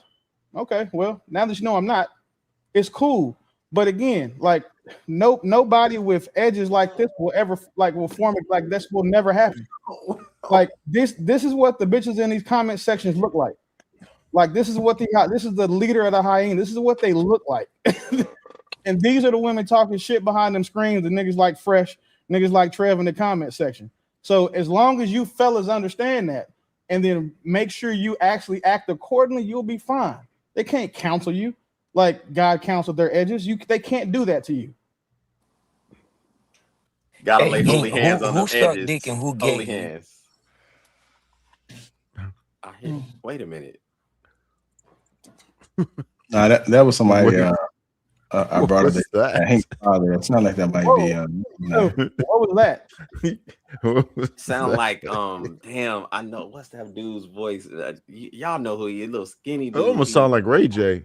Nah, that's not. Nah, he used to be on panels. He had like, forget the dude. Like, he the one who's been coming for Willie all the time. Okay. I remember him. You know, what's his name? He always be like in a tank top in a car. Smoking. You talking about the nigga with the cloth seats in his car? Yeah, I promise you, a nigga in a 2018 Honda Civic will never come for me. That's impossible. Nah, that was him. I added him in there, but he just wasn't on screen because he got Hank Father as the name, so I didn't know who that was.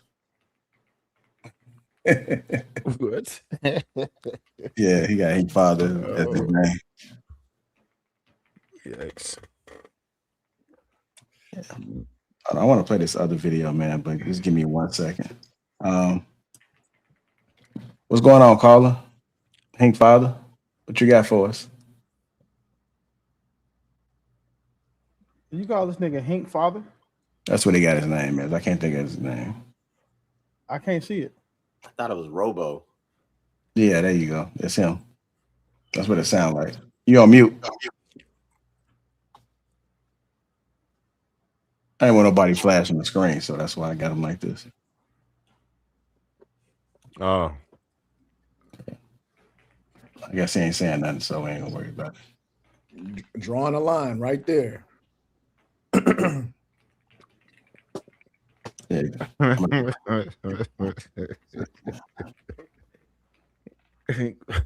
Hank, you know who that is? Yeah, it's he just said it, Robo. Yeah. Robo OTC, yeah. Yeah, you know the one that be arguing back and forth with Willie all the time. Nah, It's Tippy on the Sunday show. That nigga been arguing back and forth with Mont lately. He can't fuck with me. He's a fan. Hey, Trev, he's a fan.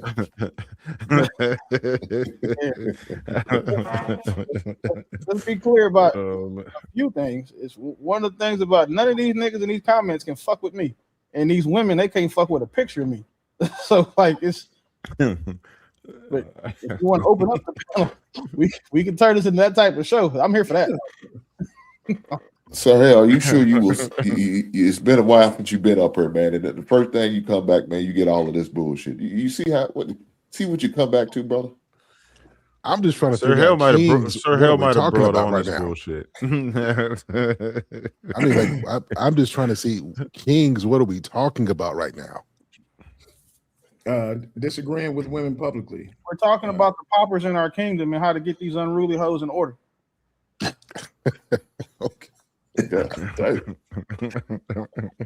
Hold on. Like I'm about to play that video, man. I'm pretty sure you've seen this guy in court. The gay video? No, it's not gay. Right. Whoa. Give me one. So I'm about ready to play it right now. You know what I'm talking about. But they have made reference, like the young dudes that was involved in that killing. And they was almost sentenced to death, but I think they just got life in prison or something close to it. You ever seen that trial? You talking about the kid Julio, the rapper? Yeah. Oh. Fuck them.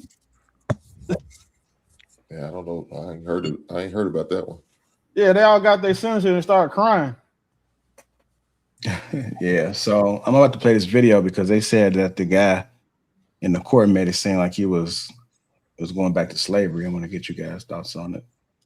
Let me bring that up right now.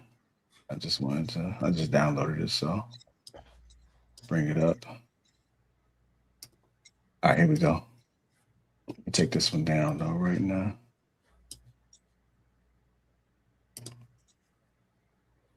Mr. Gathrigh's age, physical abilities, things like that, do you think that the prison would benefit from him in a work capacity if he were sentenced to life without parole?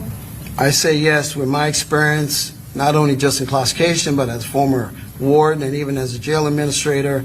He's someone that's young, he's healthy. In reality, we need that labor, we need that sweat equity, and we will put him out there to work because we do have an aging prison population, jail administration. We have that, so we put these young individuals to work and get some sweat equity out of them since they are young and actually can do the work. And I know we talk about life without parole and death row, but for our jurors' education, in Florida, what does a life sentence without parole mean? A life sentence in the Florida Department of Corrections means from the minute they're brought in, they're assigned an inmate number. He will be assigned an inmate number, and when he dies and leaves in a body bag, he will still have that inmate number. An inmate serving life will never, ever get out. There is no parole in the state of Florida, and they're not ever allowed outside the razor wire and the fence of a secure facility. So the only way that an inmate serving life without parole would leave is when they die by natural causes. I think that's what what every reality show hit his ass when he put his head down, boy. And Man, I think sometimes we sit up there and we talk about us not doing, well or being to a certain standard, but crime for us has significantly gone down since the 90s. And maybe we just continuously hold ourselves to a higher standard to where we don't acknowledge that there are, significant growths because there's still an imperfection. And that probably doesn't serve us too well as far as getting the message out that we are not the misrepresentation that is constantly being tried to be portrayed of us.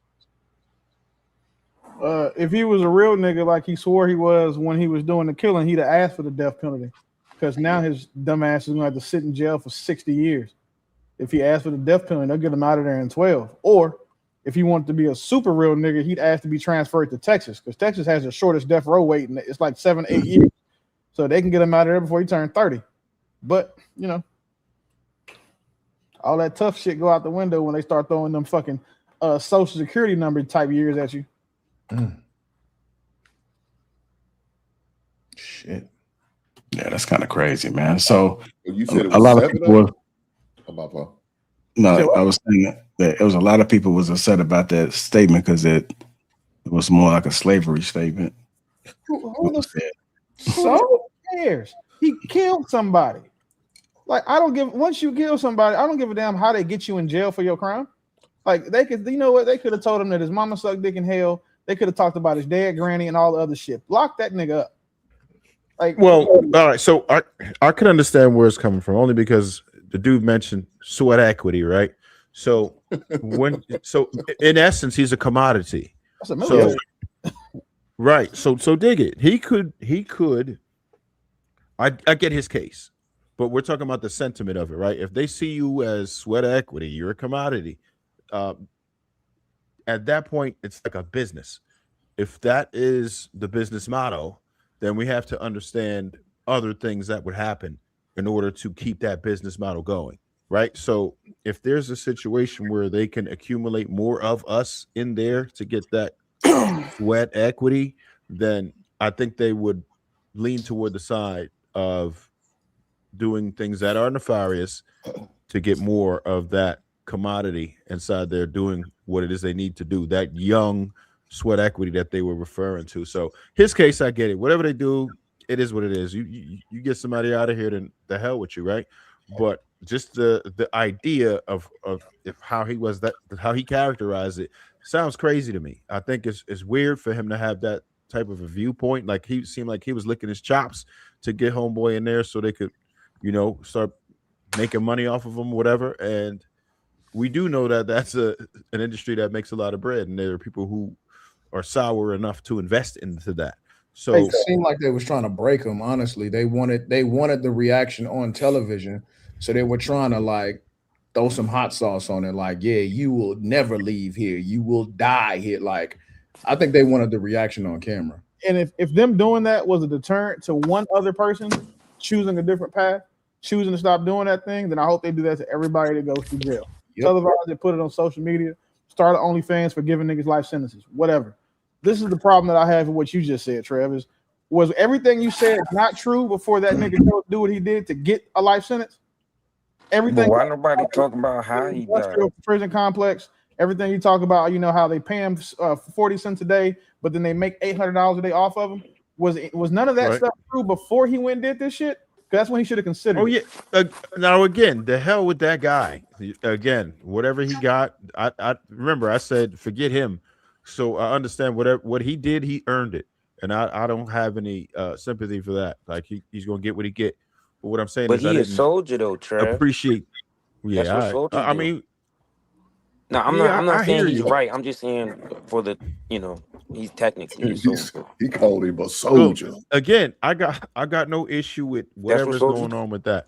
My only problem was the sentiment of that individual talking that sweat equity. I did not like his demeanor, and I did not like the posturing, because it seems as if they're motivated to get people in there. He was happy as hell to get somebody in there, put his ass to work. What you mean? Even if he's happy to say it seems like they're happy to do it, right? Happy to do it, and probably be motivated to do more of that. That's But my only issue. As you far do as realize, his individual case, the hell with him. you do I realize think that it's misguided energy. wasn't that the defense attorney using him to keep him from getting the death penalty? So like his own attorney brought that person in, if I'm correct, to prove that it'd be better served for him not to get the death penalty. That wasn't a prosecution witness. The prosecution wants to get that nigga the needle. They brought him in to say it'd be better served if he went and did life because then this. The guy with Even the the white boy that glasses. shot up the church didn't get the death penalty. The guy with the glasses. No, so he was testifying on the behalf of the defense. He was a warden. He was a former warden. I'm rarely wrong, but I could be. But I do believe that he was trying to save him from getting the death penalty, and that's why they brought him to testify. In his capacity in this circumstance, he's a former warden, but now is his defense attorney. No. He's testifying so he's a witness for the defense, saying, "Hey, no, don't give him the death penalty. Just put him in jail forever, and here's why." And then he went up there and spoke to the why he should go to jail instead of being put, on death row. Because the people who go on death row, they're not working every day like that. I'm tracking. You see what I'm saying? So like they want to go make money off of him. So he did what the defense needed him to do. Right. I just vehemently oppose him being on taxpayers' dime that long when if he committed a crime where capital punishment is eligible and it's something that they have issued on a regular basis, I don't have an issue with them also issuing it when it's actually applicable. I think he deserves leniency. Why? Well, here we go. Why does he deserve leniency, dog? I have good reason to believe that the way he grew up and his circumstances that he grew up at a young age influenced his mindset. And then furthermore, as he went into adulthood, he probably didn't have too much guidance. So that stunted his processing and his thinking. And at the same time, he's not all the way a criminal, right? Because Julio was also in the streets too. So when you got people killing each other and you gotta defend yourself, who's Julio? That's the dude that died. Ain't you talking about the dude? The Julio is the rapper that got killed. Oh, okay. So basically, what I'm saying, cause y'all not really familiar with the streets, is like the dude. Technically, he defended himself, cause like if his friends start dying, and then let's say he not even like he might be friends in the neighborhood with somebody that they may be doing stuff, but he's not, and then his friend get killed, and then his other friend get killed, and then he get tired of it, and then he killed the person that killed his friends. Like you can't sit here and put him on the same pedestal as somebody that just go in the streets and killing and selling drugs, and they doing it because they want bitches. You categorize that as self-defense? He could have. You know what he could have did if he knows who's doing it. He could have turned their names over to the law. He could have what they call snitch. That's what he could have did. But he chose not. I definitely understand you. I'm not saying he's right. I'm not saying that he, like he made the good decision. I'm just saying I think that this is one of those situations that deserve leniency, because the white boys, when they shoot up churches and those people ain't even killed nobody, they ain't do nothing, they won't no threat to nobody. But when them white folks get to shooting stuff up, they always find a way to say they crazy. So our young black men, they actually protected themselves. They not, so it's different. Like not all of them young boys is out there just on some nonsense. It's only, if you really in the hood, it's usually like 2 or 3 out the group that's really the baddest. It's not like the whole neighborhood is really, really like that. And we gotta stop like, trying to put that on every neighborhood. Like every black man in every neighborhood is a criminal. So Robo, real quick, if that were your mother, sister, or daughter, would you have that same energy at that point? Would you say would you honestly say that he should have leniency? If that were your mother, sister, or daughter? Are we talking about the guy that killed Julio, or are we talking about? Yeah, the guy that killed Julio. Yeah. Would you ask for leniency for him if he did that?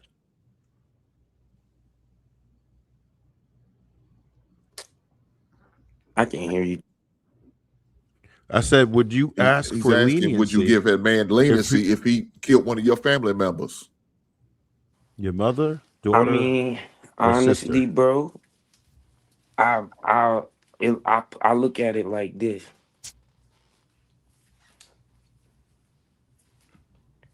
I got family that's in the streets and they kill people, family members, and Come on, man. as a Come on, result, dog. It's let a me yes or finish, no. bro. No, Bro, dog. can It's you a be a yes or grown no adult? question, brother. You know what it Bro, is. bro, Come on, man. listen, bro. Everybody up here been talking without interrupting, and you gotta mess the flow up. Wait till I'm No, finished. you was interrupting while Trev was talking, brother.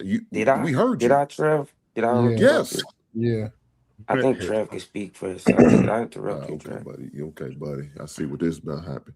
Man, Can I yes or no? talk good? Would What's you wrong have with you, some bro? This leniency is if a not man even your did something to panel. your Like, this family, is brother? JR's show. I understand, man, but we don't want the foolery.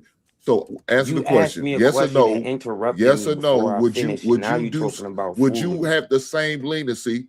And then you can elaborate after that. Yes or no? Yeah,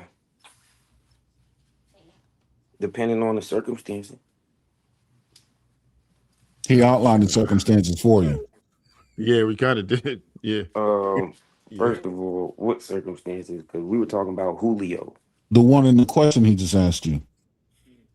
Well, I just said that I didn't hear nothing you were saying. Trev. Yeah. So I'll ask it again. So let's say Yeah, the Trev, dude. I still can't hear you. Your mouth is moving. You can't hear I me? can't hear what you're saying. Can anybody else hear me? Yeah, sometimes Anybody else hear me okay? Yeah, sometimes StreamYard mess up where he'll probably got to go back out and come back in. So yeah, here's some people and some people he don't. I've seen it happen over the past few months.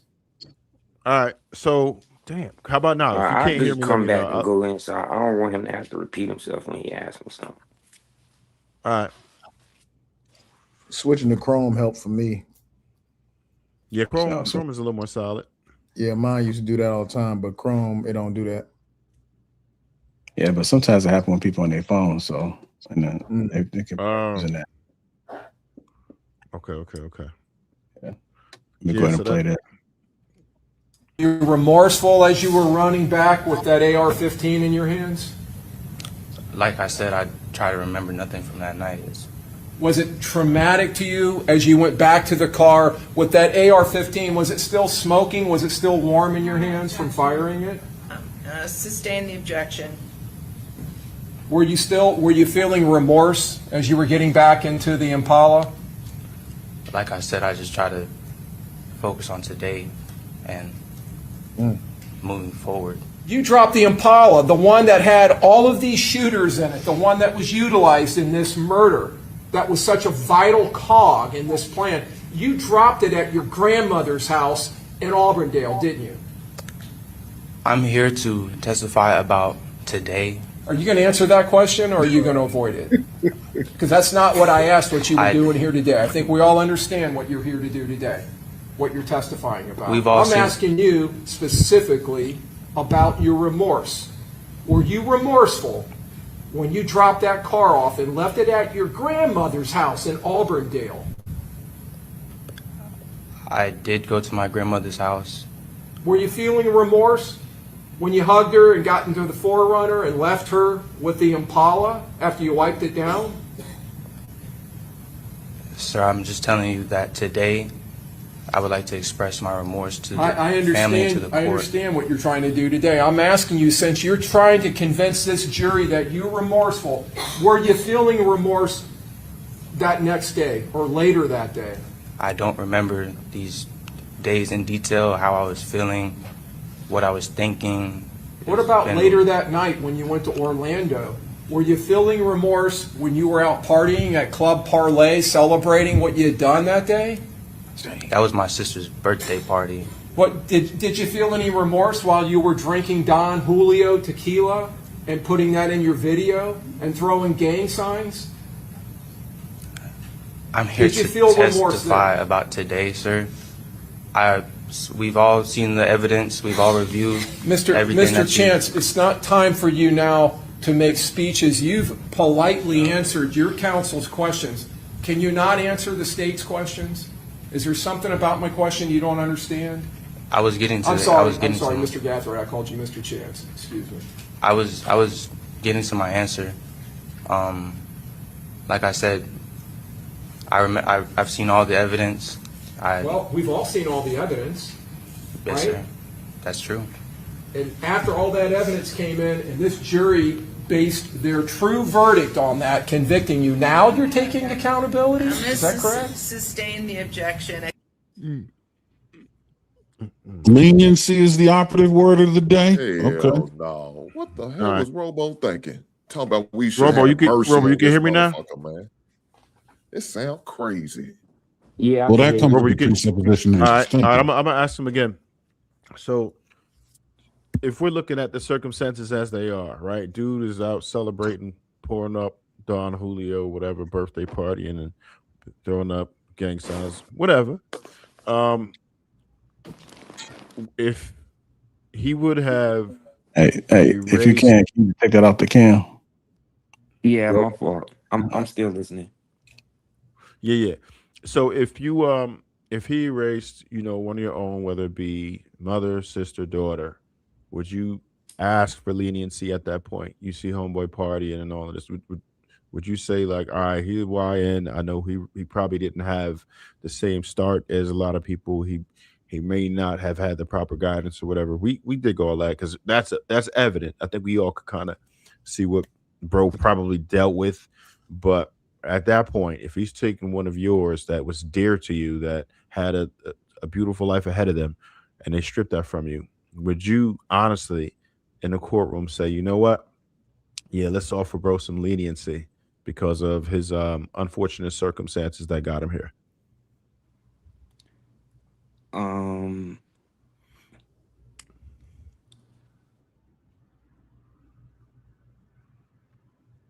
Kind of thing.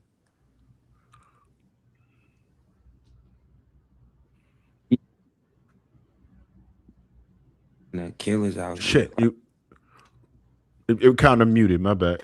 I heard the tail end of what you were saying. I was saying I think it's a case by case kind of thing because you got different type of killers out here.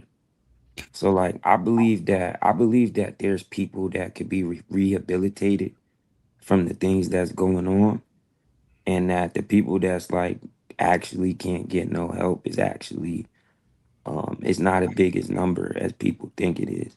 I think what the problem is that it's accepted and normalized. Like he partying, but is he partying alone?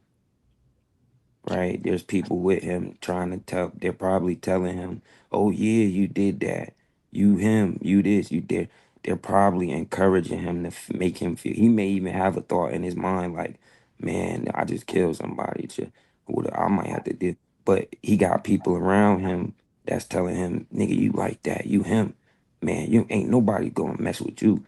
I think the psychological effects of need to be factored in when it comes to these things, because it's like a lot of the killers in the hood, I don't believe is senseless. That's like a 1% out of all the killings. Like most of them like be like, don't get me wrong, I'm not saying like people don't make accidents because that happened a lot, but I'm saying like it ain't like people ain't really evil. You know what I'm saying? That's like a small percentage of the hood. You know what I'm saying? It ain't too many Debos. It ain't too many Debos like that. You know what I'm saying? Like that's just running around everywhere like that. Let's eliminate a lot of these barriers you're trying to explore, right? And the case by case basis you speak of. Let's look at the case in question. The case that we're looking at right now, the court session we just saw. Well, the only change is the deceased are the closest genetic attachment to you is physically possible. The only change. That's the case you're answering the question within. Are you still asking for leniency? I don't think he can hear you. He said. Oh, you couldn't hear it? All right, Hey, so you can still hear me though? Hey, Robo, Yeah, take I that. can hear you. Robo. Cam. Yeah. It's like obfuscation that he's exploring these other variables and considering all of these other extenuating circumstances. No, the question is very simple. It makes it virtually impossible to answer the question. I mean, we did get that as case by case. That's why they have different cases. But at some point, we have to hold people accountable. Because what happens is a dude like that, because I know I am familiar with the streets. I grew up in Newark, New Jersey. I grew up all around that shit. So I understand it. Whatever I'm like this right now, but I'm extremely familiar with that. Where people was set tripping, all that shit. Even pedestrians was getting ran down on for wearing a red hat or some shit. So I'm very familiar with being well in the trenches of the hood, and not just that hood, plenty of hoods.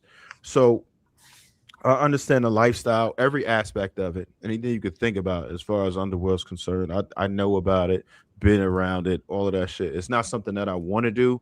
It's not something that I even talk about a lot, unless a situation like this might come up. And I don't ever try to predict it or act like I'm such and such just because I may have derived from that particular thing. But what I do notice is that when somebody does that, I understand you're saying that there's a possibility of rehabilitation, but there's also a possibility that he just start racking them up. And I know a lot of dudes who got a lot, right? And it becomes a sport after a while, and they're going to keep doing it.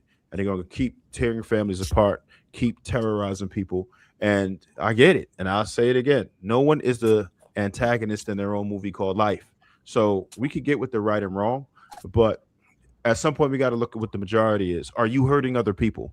That's when I say that's a definite wrong. When other people are devastated because of your actions, I think that most of us would agree that that shit ain't cool.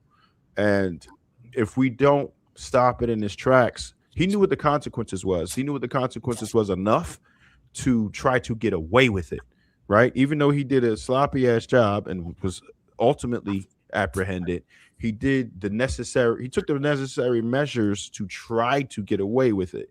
So he knew that was not what he was supposed to be doing. He knew he was going to get some fat ass numbers if they caught him, particularly in Florida. Some of these red states is not messing around with you.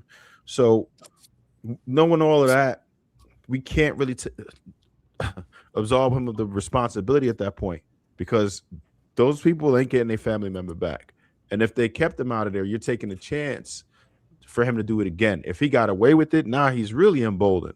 So unfortunately, everyone knows what the consequences are as an adult. It wasn't an accident. One of those cases, like if it was a manslaughter or something like that, I feel you, because sometimes that could be a mistake and they didn't mean to do it. But when you go out and you grab, AR and you throw in 5.56 at somebody, then guess what?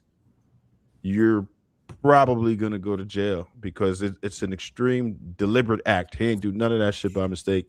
His intent was to kill, because we already know what that caliber of weapon does.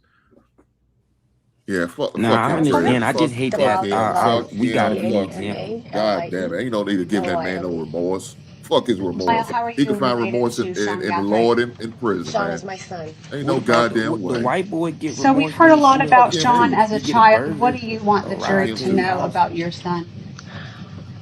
I'd like the jury to know that my son is a hardworking person, a hardworking young man. He's intelligent. He's driven. He has a wonderful work ethic. I want the jury to know that this is not, I believe what has been presented is not my son. Yeah, I'm going to sustain the objection. Listen, I tell you what, I need the jury to step out momentarily, okay? All right. That work ethic is keeping them alive. Okay, so Ms. Lyle, I just want to first acknowledge that I recognize this is very stressful for you and scary. I do. But the jury has determined your son's guilt. That issue's been settled. And we're not going to revisit that in front of the jury. So I just want to encourage you with regards to your penalty phase testimony. The best thing you could do for your son is just express all of the wonderful characteristics about him, okay? And how deeply you love him and how deeply he's loved by his family. This is not the time to be readdressing any of the facts of this case. All right, I just want to make sure that's clear, because I want to allow Ms. Finkelstein the chance to ask you the questions she wants to ask you and for you to relay this important information to the jury. But if we start going sideways into issues that are not pertinent to this phase of the trial, then the state's going to have to object, I'm going to have to rule, and then it just really, it lessens the impact, really. I just have one question. If I say, well, what I was going to say is, this is not the son that I know, is that that's part fine. of the... That's fine. I think, and I think because you did testify previously in the co-defendant's case, I think just based upon that, I suspect the state's a little concerned that we're going to start heading down. And so just as long as we all understand what we're doing here, then it should be fine. Yeah, fuck him. Fuck him. Fuck him. And his making excuses for this bullshit, man. We got this part of our problem. We make excuses for this bullshit. The motherfucker didn't have no remorse. The man went out and partied for his sister's goddamn birthday. Ain't no remorse.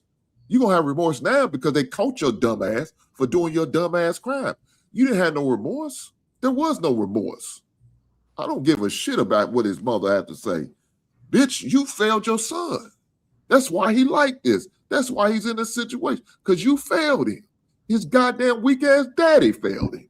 You got a trash-ass bloodline, and you don't want to accept that goddamn shit. Fuck him. Let him die.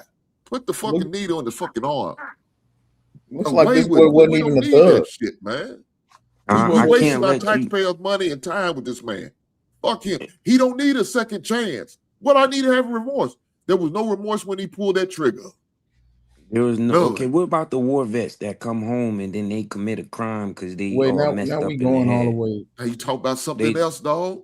Nope, no, we not. No, we not. No, we Let me not. ask I don't. this. No, The no, no, crime no, you- no, you're no, about no, to no, no, no, describe no, it. no, no, no, Did no, they- no, did no, they no. take a Stop life? it! Stop it! Stop it! Stop Did it! they take a life? We talking about taking a life. See you see how quick you changed that. See It's a how false quick you didn't want to change it, change your dog. lenient. No, no, no, no, no, no, no, no, no, no, no. You said that he took somebody's life away. He pulled the trigger. He had no remorse. Well, guess what? It's a lot of war veterans that come back from war. They go into a flash episode and somebody gets done real gruesome. All right. Yeah, So that there's would be a no false there's no question? I can recompense for answer it. that. I'm a war Right? vet. So what you my thing is like He don't want to answer that question. everybody wants to sit here and try to We make play excuses the for this weakness. righteous See, that's our person. problem, dog. We make No, excuses no, That is for the this problem. shit. The And that's problem why our is community is so bad, because we'll let anybody in. We'll put the white flag out for anybody, and we'll make excuses for these motherfuckers. This is We why I got said to we stop need to doing be able that. to What do you walk so over And the if you're he's not not Bible. down black? with the rules and regulations of the community, you don't need to be in our community. You start your new community for second chance, motherfuckers. It So sounds like he's it's what not you want, black now, Romo. is what you're A saying. community of second and third chances. Ain't no second and third chance. If you're not going to abide by the rules and regulations of my community, don't be in my community. Fuck you and start your own goddamn community. I ain't got time for this shit, man. I don't care who So it Hink, is. he's not If my black. Is goddamn that what you're son saying? failed me and Because do he's some light skinned, are you shit, saying that? son, you You're gone. light You skinned. done.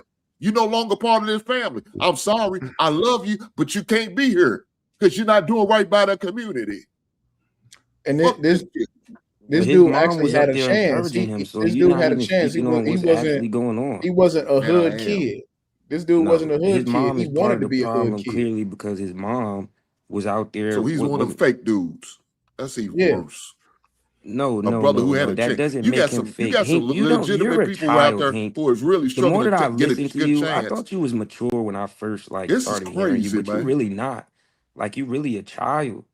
What are you And talking this is about, not a dude? topic that you should just be speaking recklessly What are on. you Have you ever talking been in about? a It have you should ever be. gotten See, the into a beef problem is before? your daddy wasn't in your goddamn life. He should have talked crazy and knocked you upside your I'm goddamn talking like head. I have Maybe my put the father in belt my to your life. You backside. talking like you See, that's don't what's right what's now. wrong with a lot of these dudes. They You like this. acting like That's you why don't they have a built like father this. right now. That's I'm why you acting want a like I second have my chance. father. See, your mama will give you a second chance. Your mama will have sympathy. Your mama wouldn't give you no corporate discipline. She'll let you slide.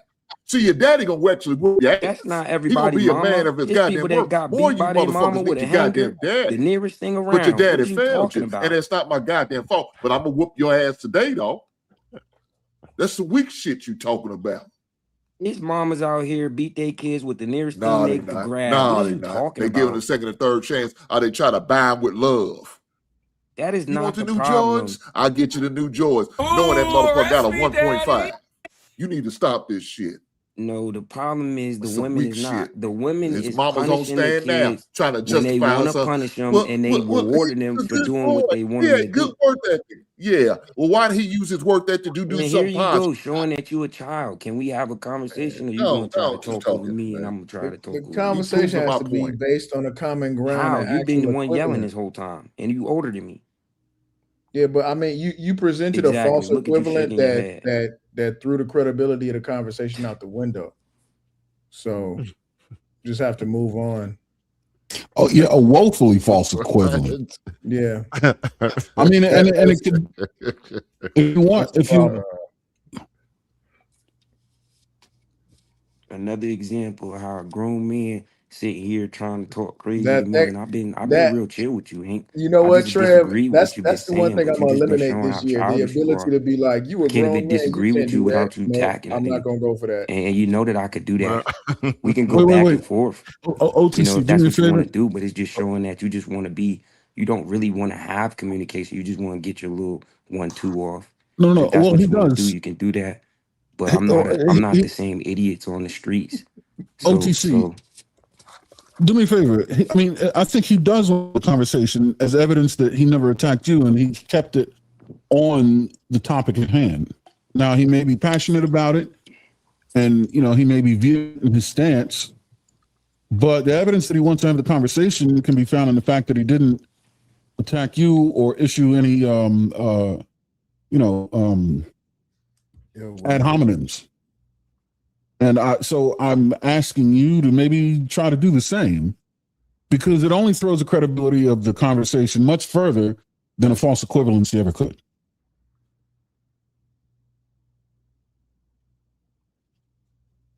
I don't fly planes. I fly helicopters. That one landed. And let me I don't fly planes.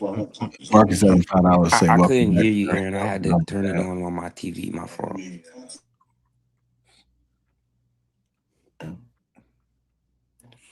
We can finish this on the back chat. I want to thank everybody for tuning in tonight. Make sure you hit that like button. Also, make sure you subscribe to the channel. See you guys on Thursday. Appreciate y'all love and support.